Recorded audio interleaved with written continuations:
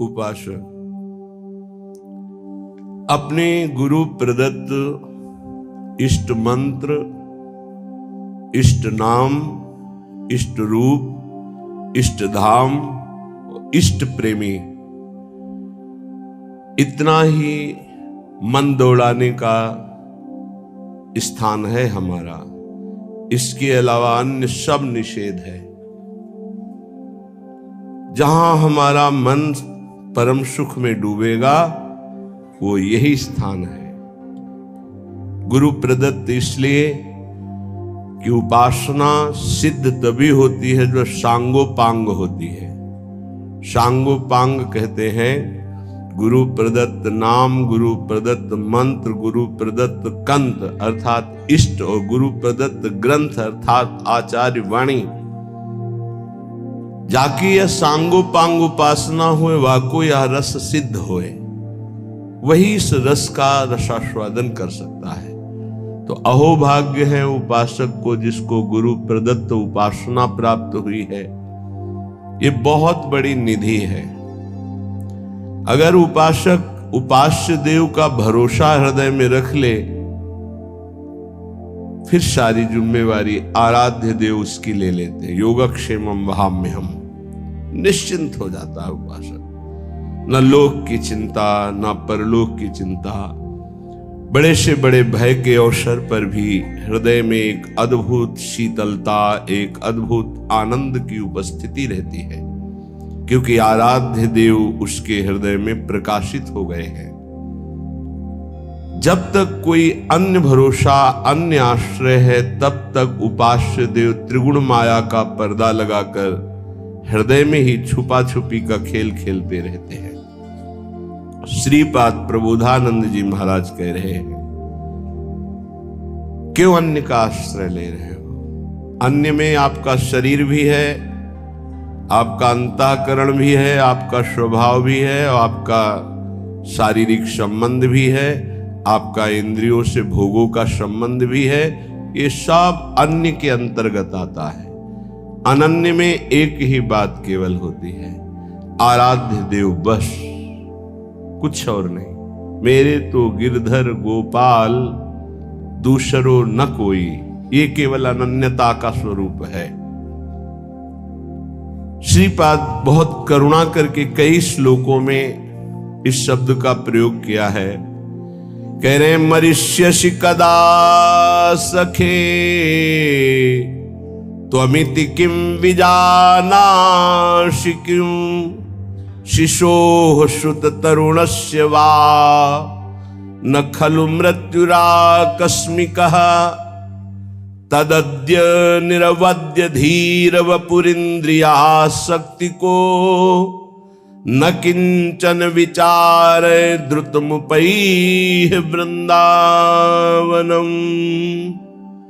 हे सखे, मरिष्यसि कदा, तुम्हें पता है तुम्हारा शरीर कब छूट जाएगा? किस दिन तुम्हारी मृत्यु होगी तुम्हें पता है? क्या तू ऐसा जानता है कि तेरी वृद्धावस्था में ही मृत्यु होगी? तो गलत तेरी सोच है। शिशो हो, शिशु अवस्था में भी हो सकती है। सुतरुणस्य, सुंदर जवानी में भी मृत्यु हो सकती है। खलु मृत्यु राकस्मिक, अकस्मात, कभी भी किसी भी समय किसी अवस्था में हो सकती है। तदद्य निरवद्य धीर वपुर इंद्रिया शक्ति को। इसलिए मेरी बात मान लो, यदि अपनी इंद्रियों को तुम रोक पाओ और मन को नाम में लगा दो प्रिया प्रीतम के, तो ये जीवन तुम्हारा सार्थक हो जाएगा, धन्य हो जाएगा। नहीं, अच्छे अच्छे मृत्यु का अवसर आने पर भयभीत हो जाते हैं। ध्यान रखना, मृत्यु ऐसा भयावह नाम है जो सबके होश उड़ा देती है, पर जिनके होश श्री जी के चरणों में समर्पित है वो मृत्यु के होश उड़ा देते हैं। मृत्यु भय प्रदान करती है। वो ऐसी अभय अवस्था में होते हैं कि मृत्यु भी कुछ नहीं बिगाड़ सकती। जब ध्रुव जी परम पद में आरूढ़ होने के लिए चरण बढ़ाए भगवान का दिव्य विमान पार्षद, तो काल प्रकट हुआ और बोले इस लोक की मर्यादा है, मैं स्पर्श करता हूं तभी कोई आगे जाता है। तो ध्रुव जी ने कहा ठीक है, मैं स्पर्श करता हूं आपको, और काल के माथे पर पैर रखकर भगवान के दिव्य विमान पर पार्षदों ने हाथ पकड़कर ऐसे बैठाला। भक्त काल के माथे पर चरण रख करके चलता है, पर वो भक्त जो अनन्य है प्रिया प्रीतम, जो अनन्य है प्रभु का, प्रभु के सिवा किसी अन्य से आश विश्वास नहीं है। तदद्य निर्वद्य धीर वपुरु, बहुत धैर्यवान हो जाओ, मृत्यु की तैयारी कर लो। बड़ा कठिन है, जीने के लिए तुम हर प्रयास कर रहे हो, लेकिन मरने के लिए कौन प्रयास कर रहा है? धन्य है वो जो अपनी मृत्यु की तैयारी कर रहा है। लाखों करोड़ों अरबों असंख्यों मनुष्य हैं, सब जीने के लिए परेशान हैं, लेकिन कोई बिरला ऐसा है जो मृत्यु की तैयारी कर रहा है कि मुझे जाना है यहां से, मुझे जाने की तैयारी करना है, मुझे नाम जमा करना है, भगवान नाम, मुझे जितेंद्री होना है, भगवत साक्षात्कार करना है, पुनः इस संसार में, भयावह संसार में, जन्म मृत्यु दुख देने वाले संसार में, छली कपटी संसार में नहीं आना, मुझे भगवान की नित्य धाम में रहकर उनकी नित्य लीलाओं का रसास्वादन करते हुए उनकी सेवा में रहना है। ये पहली तैयारी हुई एक श्लोक में कि आप सोचो तुम्हारी मृत्यु होगी, कब होगी, किस समय होगी, कुछ पता नहीं, किसी भी समय हो सकती है। खलु मृत्यु आकस्मिक, अकस्मातिक, तुम्हें पता भी नहीं चलेगा। खेल खेल में हंस रहे, नाच रहे, पधार गए। धैर्यवान बनकर मृत्यु पर विजय प्राप्त करने की तैयारी कोई बिरला करता है, एक कोई फर्क नहीं। प्रवचन की बात नहीं, अगर हृदय में नाम चल रहा है तो कोई फर्क नहीं है। हर समय अपनी बैग तैयार है, टिकट पास है, जहां जाना है वहां पता है, फोन से पहले बात हो चुकी है कि मैं आ रहा हूं, तैयारी फिट है, वहां से उत्तर आ गया है, आ जाओ। अब बोलो क्या परेशानी? कोई परेशानी नहीं। जिसकी तैयारी नहीं होती, अचानक कोई बात होती है, वो परेशान हो जाता है। जैसे आपके घर में अचानक 50 लोग आ जाए, अब आप परेशान हो जाएंगे। वही जब तैयारी करते हैं तो 500 लोग बारात में आते हैं, आप खूब आनंद पूर्वक उनका स्वागत करते हैं, क्योंकि आपने तैयारी कर रखी है। ऐसे ही मृत्यु के स्वागत की आपने क्या तैयारी की है? उत्तर सबके हृदय में एक ही आएगा, कुछ नहीं। तभी वो भयावह है, तभी वो महान दुख देने वाली है। यदि विवेकवान हो जाओ तो तुम मृत्यु की तैयारी कर लोगे। वो आखिरी तैयारी गुरु कृपा से होती है, और जिसने वो तैयारी कर ली वो निर्भय हो गया, निश्चिंत हो गया, निःशोक हो गया। ये तैयारी हम क्यों नहीं कर पाते? क्योंकि हमें यहां सब कुछ प्रिय लग रहा है। ये देह प्रिय लग रहा है, मकान प्रिय लग रहा है, पुत्र पत्नी परिवार प्रिय लग रहा है, तो हम तैयारी यहां की सब कुछ कर रहे हैं, लेकिन हमको ये पता नहीं कि अचानक हमारा ट्रांसफर हो जाएगा, अचानक हमारा शरीर छूट जाएगा, और उसकी तैयारी न होना सबसे बड़ी हानि होगी। क्योंकि अन्य किसी योनि में आप कुछ तैयारी कर सके मृत्यु से बचने के, ऐसा कोई उपाय नहीं है। केवल मानव देह में ही आप तैयारी कर सकते हैं भगवत प्राप्ति की, अन्य किसी योनि में नहीं। और ये आपने यहां की तैयारी में ही सारा समय खत्म कर दिया। पुत्र को पढ़ाना, पुत्री का ब्याह, ये वो, पूरा जीवन इसी में, और अंत तो गत्वा मोह मल से ग्रसित होकर पुनरपि जननम पुनरपि मरणम। ये आपकी मृत्यु की तैयारी में जो बाधक है, श्रीपाद आगे के श्लोक में कह रहे हैं, राज्यम निष्कंटकमपि परित्यज्य दिव्याश्च रामाः कामान सर्वानपि च विहितांस्तिक्त तिक्तान् विदन्तः हित्वा विद्या कुल धन जनाद्याभिमानम प्रविष्टा ये श्री वृंदा विपिन मपुनर निर्गमास्तान नमामः। जब कोई मृत्यु की तैयारी की सोचता है तो सबसे पहले उसका वैभव उसके सामने बाधा पहुंचाता है। माना तुम्हारा चक्रवर्ती सम्राट पद है, निष्कंटक राज्य है, तो मरोगे तो है ही, तो क्या राज्य लाद के ले जाओगे? राज्यम निष्कंटकमपि परित्यज्य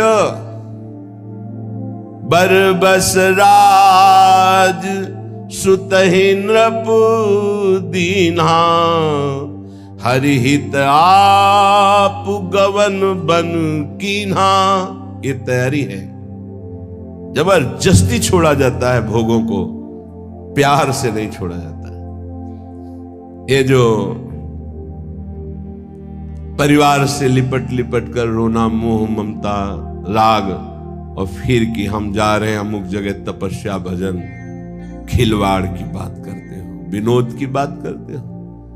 इनको गले लगा करके तुम इन्हीं का चिंतन करोगे। हिमालय, आप काशी, उज्जैन, द्वारिका कहीं भी जाओ, ये मोह का पास तुम्हारे हृदय को बलात् घसीट कर वहीं खड़ा कर देगा जहां से सुधार करना चाहते हो। अचानक, अकस्मात जो मृत्यु तुम्हें सूचना नहीं देगी, उस पर विजय प्राप्त करने के लिए अकस्मात सबके मोह बंधन को काटना होता है। श्रुत बनितादि जान स्वार्थ रत ना करुणे सभी ते अंत ही तो ही तजेंगे पामर तू न तजय बहीते। ये समझ में नहीं आएगा क्योंकि बुद्धि अपवित्र है, इसलिए ये समझ में नहीं आएगा। कह रहे शायद समझ में आए। जाना है राज्यम निष्कंटकमपि परित्यज्य दिव्याश्चरामाः। दिव्य अर्धांगिनी स्त्री जो बहुत दिव्य है, देवी है, सुंदर है, स्वभाव सुशील है, एक क्षण में छूट जाएगा। तुम्हारा राज्य वैभव एक क्षण में छूट जाएगा। कर्मान, जितने भी कर्म तुम कर रहे हो शुभ या अशुभ, कामान, जितनी कामनाएं कर रहे हो, सर्वानपि च विहितास् तिक्त तिक्तान विदंता, ये सब कड़वा है, सुख देने वाला नहीं है। क्या करो? इसे हित मत समझो। विद्वान हो, विद्या है, मरोगे फिर भूल जाओगे, फिर शुरू होगा, फिर शुरू होगा। काखा गाघा बालका बालको बालकाहा, फिर यही शुरू होगा, फिर व्याकरण पढ़ो।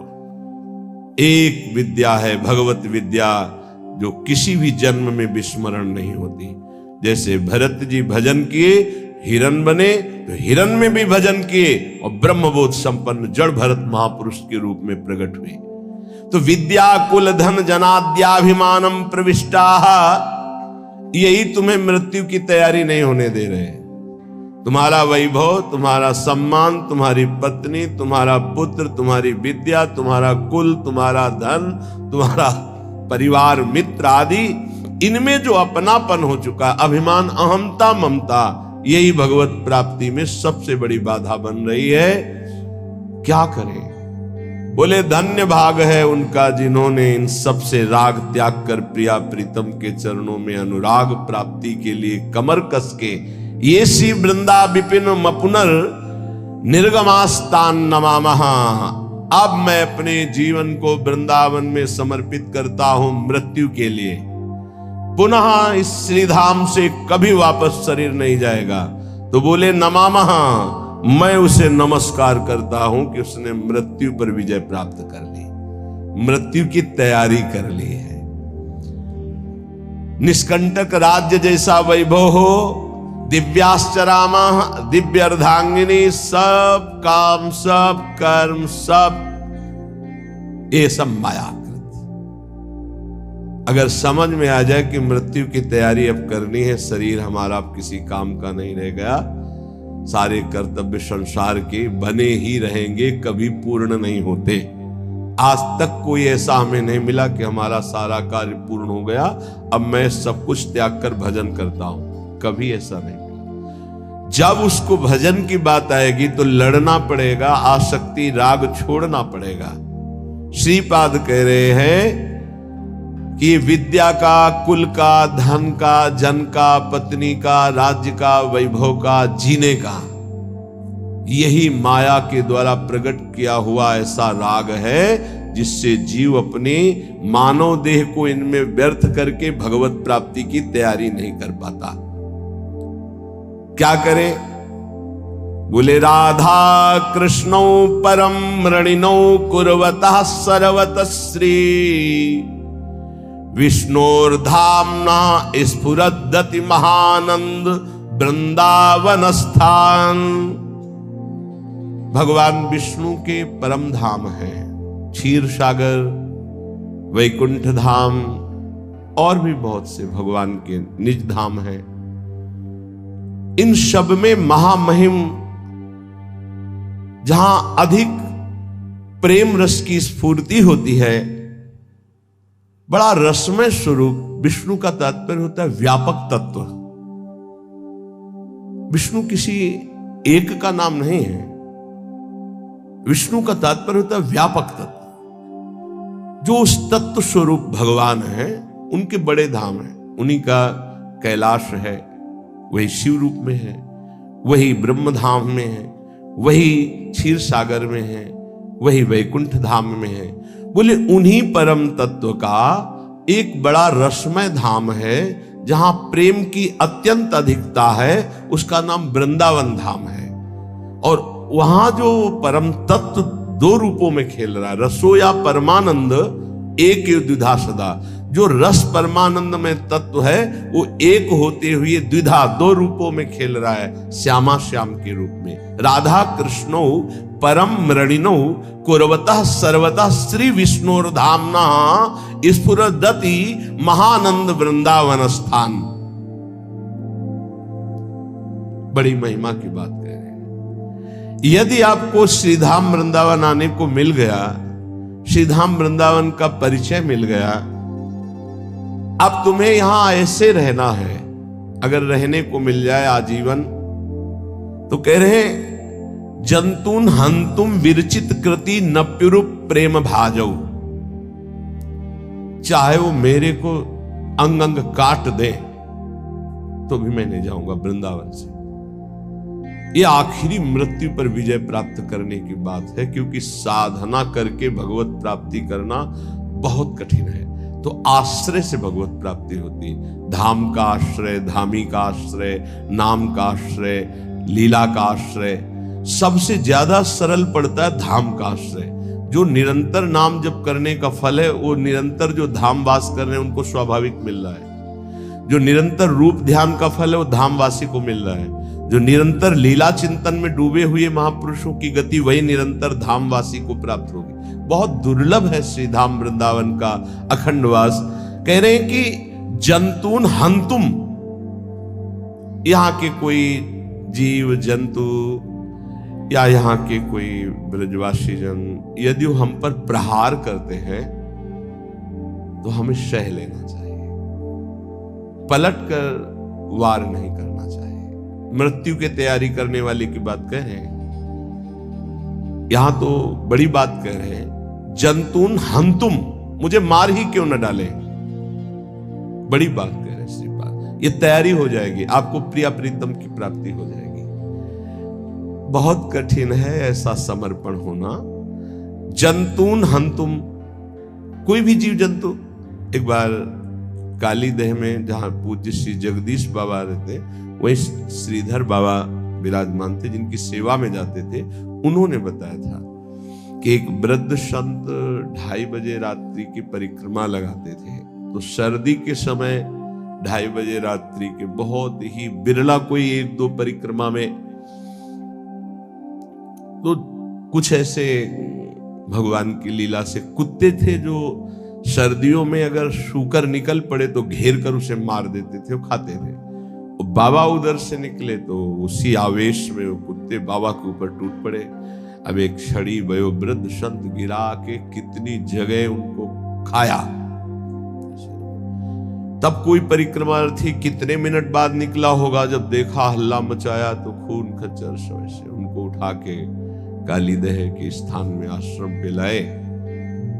और सुन के मुंह से राधा राधा राधा।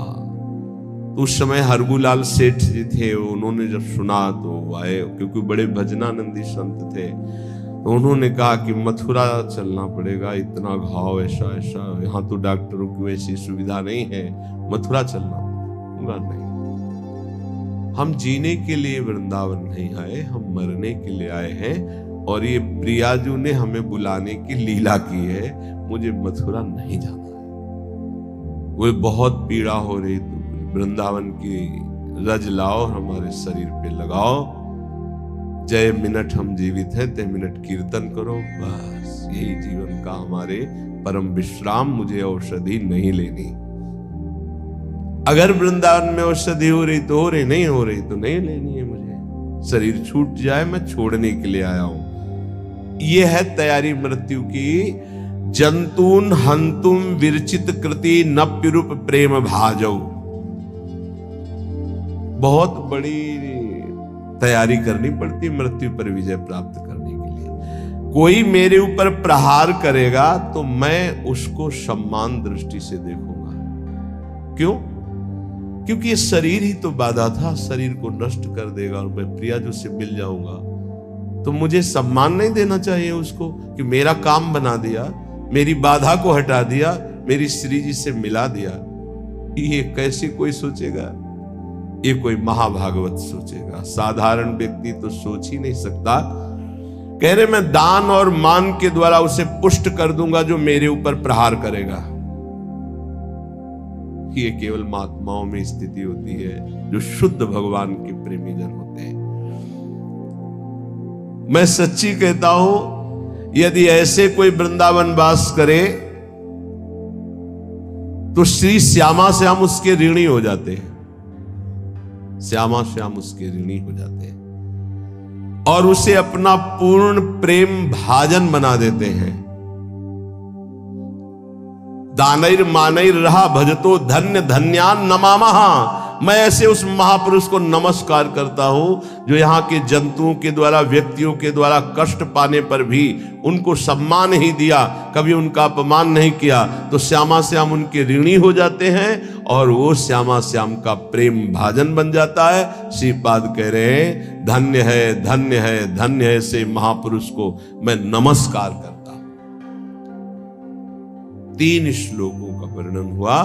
पहले में वर्णन हुआ, भाई प्रिय सखे तुम क्या मरोगे नहीं? क्या तुम समझते हो कब मरोगे? अरे शिशु अवस्था में मृत्यु हो जाती, जवानी में हो जाती है, कभी भी हो सकती है। इस मृत्यु पर विजय प्राप्त करने के लिए अपनी इंद्रियों को वश में करो। ये राज्य, ये वैभव, ये स्त्री, ये पुत्र, ये परिवार, ये संसार एक दिन आंख मूंदेगी, कोई तुम्हारा नहीं होगा। इसलिए श्रीधाम वृंदावन आओ, सत्संग सुनो, नाम जप करो, सत्संग को अपने आचरण में उतारो। जहां भी रहो प्रभु के होके रहो, कोई गलत कार्य मत करो। अगर तुम्हें ऐसा लगता है मेरा शरीर साधन करने लायक नहीं रह गया, परिवार का भरण पोषण करने के लिए सब व्यवस्था है, तो आओ कष्ट सहते हुए श्रीधाम वास करो और यही शरीर छोड़ दो तो भगवत प्राप्ति हो जाएगी। अगर हम अपने शरीर और शरीर संबंधियों के ही प्यार में मगन रहे तो मृत्यु की तैयारी नहीं हो सकती। त्वमेव ब्रूहि प्राक् स्वजन परिवारादि निखिलम त्वया दृष्टम क्वादौ जनक जननी त्वादिक पदम विहायातः सर्वं भज हरिमदो वाञ्छसि पदम यदि त्वां वायाम्यै सभयमसि दंडैरै मनः। तू क्या पहली बार किसी परिवार में आया है? अरे लाखों बार तेरे परिवार हुए हैं। तुम्हें ब्रूहि प्राक, क्या तू ये जान रहा है पहली बार ये स्त्री पुत्र परिवार मिले हैं? बहुत बार मिल चुके हैं, बहुत भोग चुके हो, बहुत बार सुख संपत्ति। एक राजस्व यज्ञ में चीटा एक छोटा सा दाना अन्न का लिए लंगड़ाता हुआ जा रहा था, उसकी एक टांग टूटी हुई, 3 टांगों से। अर्जुन जी ने कहा राजसूय यज्ञ में सब निहाल हो रहे हैं, प्रभु इस चींटे को भी निहाल कर दो, कभी इसको भी तो सुख दो। तो भगवान श्री कृष्णचंद्र जी ने कहा 14 बार ये इंद्र बन चुका है, जो आज 3 टांगों से लड़खड़ाता हुआ छोटा सा दाना अन्न का लेकर बड़े भार से चल रहा है, वो 14 बार देवराज इंद्र हो चुका है सृष्टि में। तो इसका मतलब है हम तुम भी ये सब भोग चुके हैं। तो कह रहे तुम्हें ब्रूहि प्राग, तुम्हें क्या पता है कि तुम दिन स्वजनों को अभी मान रहे हो, कुछ दिन बाद जानोगे भी नहीं इनको। जैसे पीछे के स्वजनों को नहीं जानते हो, छोड़कर चले आए हो, ऐसे इनको भी छोड़कर चले जाओगे।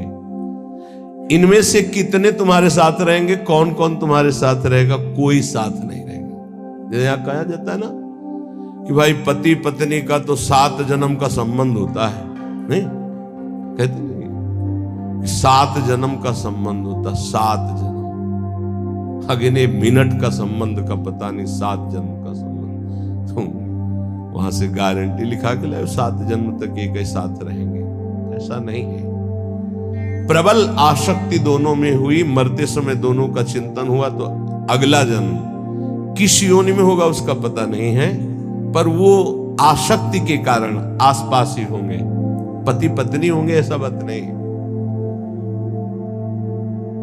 एक महात्मा में उदाहरण में दिया गया था कि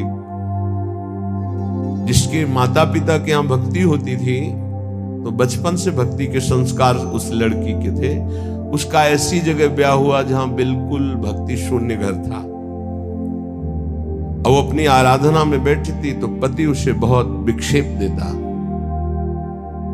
बहुत पति को, वो धर्मात्मा थी, प्राणों से भी अधिक प्यार करती। प्यार का बहुत बड़ा प्रभाव होता है। बहुत दिनों के बाद उसने कहा कि मैं हार गया, तुम्हारा विरोध करते करते तुम जीत गए, आज से मैं वही करूंगा जो तुम कहोगे। बोले हमारे गुरुजी आते हैं, उनसे दीक्षा ले लो, जितना गुरुदेव कहें उतना भजन करो, यही मेरी इच्छा है। मेरी आज तक मैंने कोई आपसे इच्छा प्रकट नहीं की, आप विरोध करते रहे, मैं सहती रही। तो दीक्षा देने के लिए पार्श्व में अगर कोई पावन नदी होती है तो कहा जाता है जाओ यमुना स्नान कराओ, गंगा स्नान कराओ। तो अपना धोती लोटा लेकर के गंगा स्नान के लिए जा रहे थे, तो 2-4 मित्र मिले, कहाँ जा रहे हो? बोले हो पत्नी ने कहा है दीक्षा लेना है। कहाँ तुम फंस रहे हो? वो ज्यादा बताएंगे कि ये प्याज लहसुन नहीं खाना, ये नहीं करना। अरे वो वापस आ गया, वो नहीं लेंगे दीक्षा। को न कुसंगति पाए नसाई, रहे न नीच मते चतुराई। उनका आप तो कह रहे थे आज से मैं वही करूंगा जो आप कहोगी, तो आज कैसे बदल गए? बोले हमारे दोस्त मित्र लोग मिल गए। तो उनका इसका मतलब मुझे मित्र अपना नहीं माना, मैं पूरा जीवन आपकी सेवकाई में समर्पित कर रही हूं, तो क्या मैं आपका अहित कर रही हूं? नहीं माना। कुछ समय बाद दोनों का शरीर छूटा। पत्नी बहुत हृदय से प्यार करती थी अपने पति को, और वो उदंड स्वभाव के थे। वो राजा की राजकुमारी हुई, और वो राजा के यहां नवीन शावक हाथी के बच्चे के रूप में प्रकट हुए। अब पशु योनि में होते हुए भी पत्नी के भजन के प्रभाव से उसको ये दृष्टि प्राप्त थी कि ये मेरी पूर्व में पत्नी थी। तो जब राजकुमारी वहां छोटे से आती तो शावक से प्रेम करती, स्वाभाविक। जैसे ही वो शावक नव किशोर हुआ और राजकुमारी नव किशोर हुई, तो स्वयंवर रचना हुई, और नव शावक हाथियों की श्रृंगार करके ऐसे लाइन पंक्ति सजाई गई थी शोभा के लिए। तो जो ही राजकुमारी नजदीक से घुटने टेक दिए और आंसू बहाते हुए नजदीक गई, ऐसे कहा था कि गुरुदेव से दीक्षा ले लो, आपने नहीं माना। आपके कारण मेरी सदगति रुकी है, मैं आपसे प्यार करती हूं, आपको लेके जाऊंगी, इसलिए मेरा पुनर्जन्म हुआ है राजकुमारी के रूप में। तुम इसलिए रो रहे हो ना कि मैं अब चली जाऊंगी, नहीं, मैं जयमाला तुम्हारे ही गले में डालूंगी, तुम निश्चिंत हो। जब स्वयंवर का मां जयमाला लिया और सिन्नो सावक, अरे बोले राजकुमारी पागल है, जो राजकुमार लोग थे वो चले गए।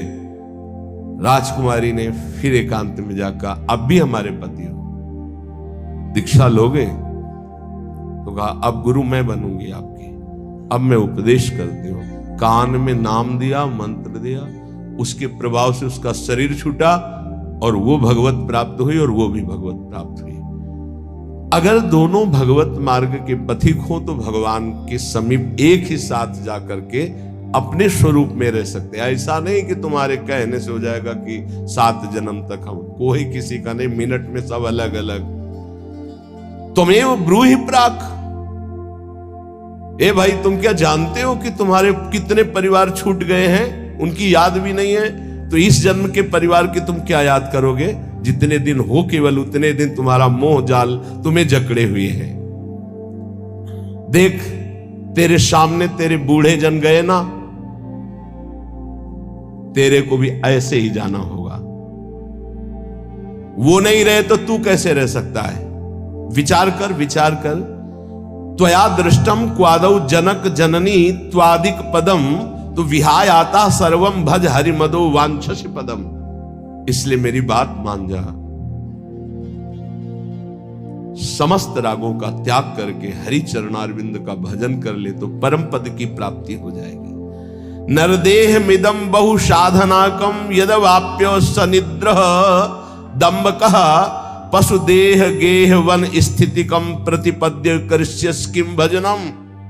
ए मूर्ख,